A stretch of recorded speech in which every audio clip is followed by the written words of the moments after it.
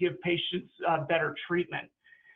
So for the interventional cardiology, the benefits that we've noticed there is that because the cardiologists are actually tied to Pulsara, when the alert is given from the field, not only does the emergency department get the EKG, but the interventionalist gets the EKG right away. And they can look at it and they could say, oh yeah, this is a left bundle branch block that doesn't meet the Scarbosa criteria. No, that's not a STEMI. Let's stand down. That also is very valuable to be able to stand alerts down. But at the same time, they can see the EKG, they can verify, and they can mobilize. And ultimately, that does save time because typically, at least in our system before Pulsara, we did have a lot of interventionalists that say, I don't really trust exactly what EMS may be saying. And so I'm going to wait until they get to the hospital and let's let the doc and the emergency department look at this, and then they can call me and tell me if it's a STEMI or not. And so it worked well for the interventionalists like that because they could decrease the amount of false positives. But for the patient, it was not good because when they are a STEMI, you want that activated straight from the field. So as far as benefits to EMS, one is that it's minimal to no cost. Two, it's pretty much the eradication of EMS and hospital discrepancies in their data. I can't tell you how much of my life I wasted as an administrator going and comparing the data from the interventional services to when they said the STEMI started to when EMS said it started. And that all, as you know, can affect the way that they report the information. And so we were constantly, it was just the status quo that we were always arguing about that. Well, once Pulsara came online, we've never wasted a breath about it again, because everybody is on the same clock. The clock was started at the same time, and there's no questioning it. As I mentioned before, the benefits for the ease of use are incredible. You don't have to show people how to use this thing, really. You could just say, here's the app, this is what we use, and not that we do that, but you could, and they open it up and they could just run through it. It's just that intuitive. And also it does provide, the potential for the immediate feedback, which is a very precious commodity in EMS.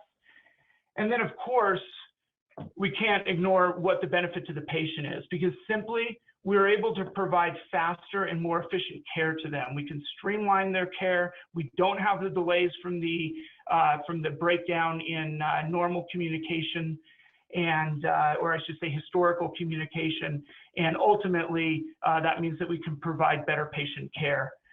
So quickly, at the end here, I'm going to just run through a couple of things of where we are moving now in a kind of second phase, and then say where we're dealing with some challenges. Because I think that it is important not to just paint, a picture of all roses and rainbows, but to really tell you also realistically where we do have our challenges. So where we're moving now is that we've moved into Pulsara General Alert, where we're not just alerting STEMIs and CBAs, but we're moving into EMS communicating with via Pulsara to the hospitals for every patient type. And this has been really wonderful in a lot of ways because, one, it takes away the problem that we all know where you get the muffled or cutting out of the radio patches and you got to ask for them to repeat, or you're waiting for the 6-year-old to arrive at the emergency department and they arrive and they're 60 years old because that didn't come across clearly. And those examples go on and on and on, and everybody deals with them on a daily basis, and nobody really even says anything to suggest that there's a better way to do it.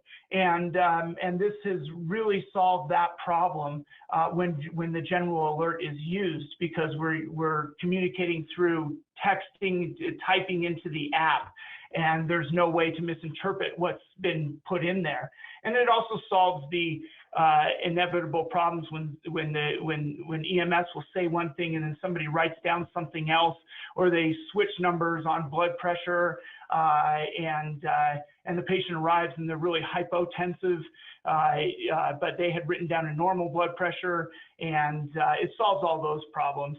It also creates electronic logs for the hospitals, which a lot of them don't have when it comes to EMS. They just have reams and reams of paper that sit there on shelves for years and years and years of all the radio patches that come in from EMS, which obviously is not queryable. It's very difficult to use that information, and this solves that problem. So we're excited about moving forward with the general alert. So where are our biggest challenges right now? I think that the culture is sometimes difficult to change. And as I mentioned on that previous slide, boy, some people are just so resistant to change. And we met resistance along the entire way in little bits and pieces. We had more than expected resistance in some emergency departments, where charge nurses would say, I can't handle carrying around the iPhone or the iPad, and it just makes my life more difficult. And if that person has some influence on the administration, then the administration doesn't necessarily come back and tell them, well, we really have to work out these problems. They just kind of leave it be, and then what's happened is that particular employee has won their personal battle there, but it is not doing good for the system. And we ran into that quite often. I'll tell you how we're managing to get past that, though. And also EMS. There's some people, we all know that there's a lot of people out there that are going to be buried with their radios. And it's been a challenge to get some people to use a modern day application, because it is an operational change. In general, the younger population hook right onto this because it's the way they communicate in real life. I'm proud to say that we have people that have worked as paramedics in our system for 40 years, and they were some of the first people to adopt using Pulsara and don't use anything else. And so I know you can teach the old dog new tricks, and it really kept us moving forward, trying to get everybody else on board. The fifth hospital that I referred to, we have a small fifth hospital that opened up within the university system with a fully functioning emergency department. It's not a freestanding; it's a full hospital. But it was interesting that the months that they went to open, and we started talking about how we were going to get EMS traffic there, the city of Colorado Springs came back and said, oh, we're really sorry, we've run out of channels for our radios, and you don't have a slot, and we're not going to reprogram every single person's radio in the entire city just to give you guys a channel. And so they were left with no radio communication with the EMS agencies. And so what we suggested was, hey, this would be great. Let's just go ahead and use Pulsara General Alert as the primary way that people communicate with this. And it was amazing because there was no resistance, because there was no culture that had been built at that hospital to resist it. And people just went right out of the gates, and it was the primary way of communicating, and it remains that way today. And that, to me, was the ultimate proving ground that most of the problems with Pulsara are perceived, and that they are not real, because in these certain circumstances they don't exist. And so that's been very interesting and very telling in our community.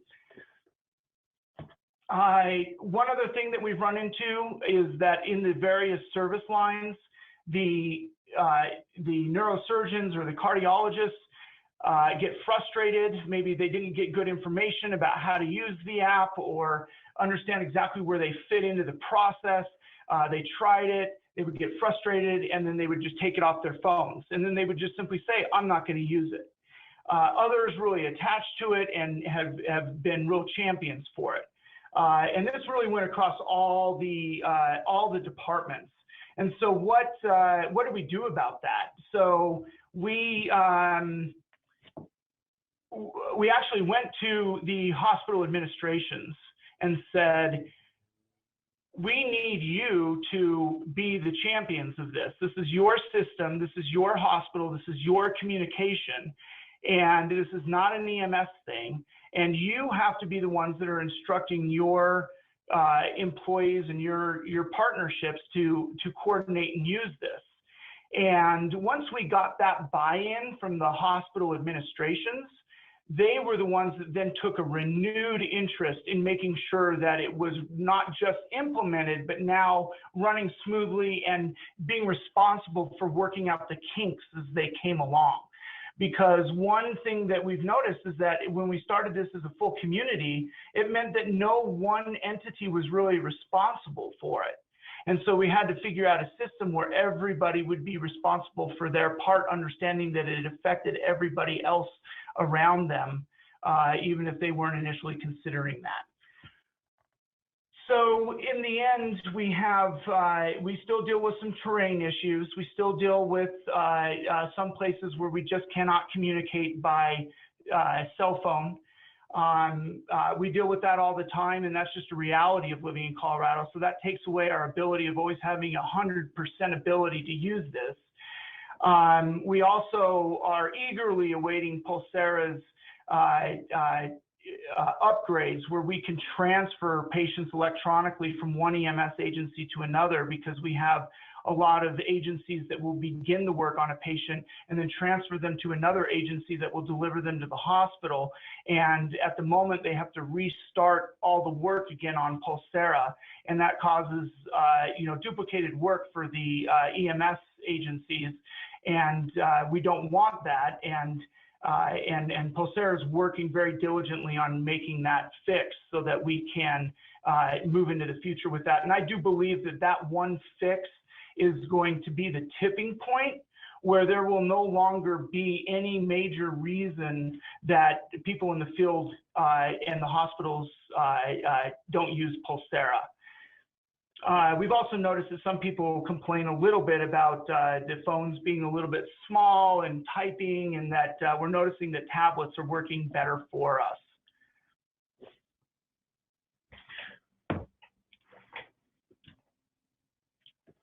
So the hospitals have now taken this ownership to make sure that the process is moving on very well within their own systems. We did sit down as a community and said, okay, we've been using Pulsara now for 1.5 years. Where are we? What do we like? Is it worth it? We have many challenges in front of us. It's going to be an evolving process. And do we want to continue? Or was this just a nice, pet project, but we are going to set it aside and say it was a good college try? Unanimously across the board, all the hospitals and the 2 hospital systems, as well as the EMS agencies, all came back and said, yeah, for the frustrations of the little bits and pieces here and there that we're running into issues, and we know that we're still not at, at our perfect bullseye goal, everybody agreed that fundamentally this has changed our ability to communicate and created much better patient care, and everybody wants to continue and has agreed to work on any of the issues that stand in front of us. And so where we're looking in the future is to really fully integrate the general cases and the general alerts, to add other service lines like trauma and internal medicine for sepsis, and then also to trial a medical control application that's coming down through Pulsara, which I think would be extremely beneficial. Work on the patient transfer that I was talking about. Work on the live video conferencing so that we can actually get real-time visual information. And then one really important piece is that we know that we don't always just want a single gadget for every type of thing that we're doing. We don't want a ePCR on one device, and then Pulsara on another device, and then having to fax something on another device. We want everything as integrated as possible for ease of use, and so integrating Pulsara into the ePCR systems is going to be key in where we're moving in the future. And that's about it for me and the summary of Colorado Springs. And I hope that was helpful.